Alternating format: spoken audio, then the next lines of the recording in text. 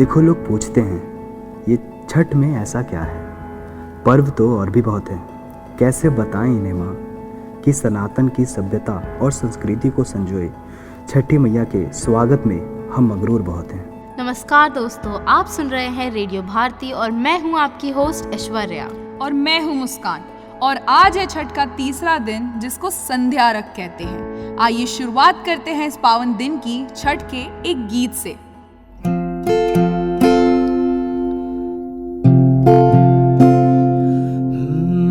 पहले पहल हम कैनी छठी मैया बरत तोहार, छठी मैया बरत तोहार, करिहा क्षमा छठी मैया, भूल चूक गलती हमार, भूल चूक गलती हमार।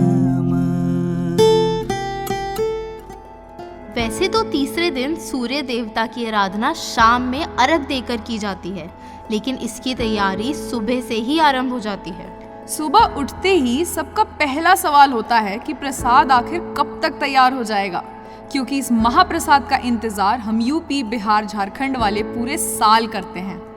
प्रसाद बनते बनते व्रती छठी मैया की श्रद्धा में इतनी लीन हो जाती है कि उसे समय का अंदाजा ही नहीं होता और वक्त आ जाता है सूप सजाने का। सूप सजाने के बाद उसको दौरा में रखा जाता है और अगर पुरानी कथाओं की माने तो जिस इंसान को दौरा घाट तक ले जाने की जिम्मेदारी दी जाती है वो बहुत भाग्यशाली होता है। माना जाता है कि उस इंसान को स्वयं छठी मैया ने चुना है उनकी आराधना के लिए। संध्या अर्घ के दिन सूर्य देवता की आराधना के लिए सूप में काफी चीजें होती हैं जो इस पवित्र पर्व में आवश्यक मानी जाती हैं, जैसे कि ठेकुआ, सुपारी, नींबू, नारियल, अदरक, हल्दी, मूली, गाजर, पान का पत्ता, शरीफा और पानी फल, और ये सब सजाए हुए सिंदूर के एक टीके से। संध्या अर्घ एक व्रती के श्रद्धा और समर्पण का प्रतीक है।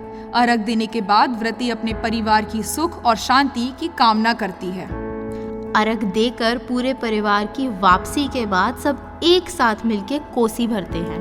कोसी छठ पूजा का एक महत्वपूर्ण और पवित्र अनुष्ठान है। इसे छठ पूजा के तीसरे दिन भरा जाता है। सबके साथ मिलकर कोसी भरना एक परिवार की एकजुटता दर्शाता है। अब छठ के बारे में और कुछ समझाने बैठे तो सदियां बीत जाएंगी, क्योंकि छठ सिर्फ एक पर्व नहीं, प्यार है, माँ का प्यार। इसी के साथ लेते हैं आपसे विदा। मिलेंगे अब कल छठ पूजा के आखिरी दिन यानी उषा अर्घ की कुछ खास बातों के साथ।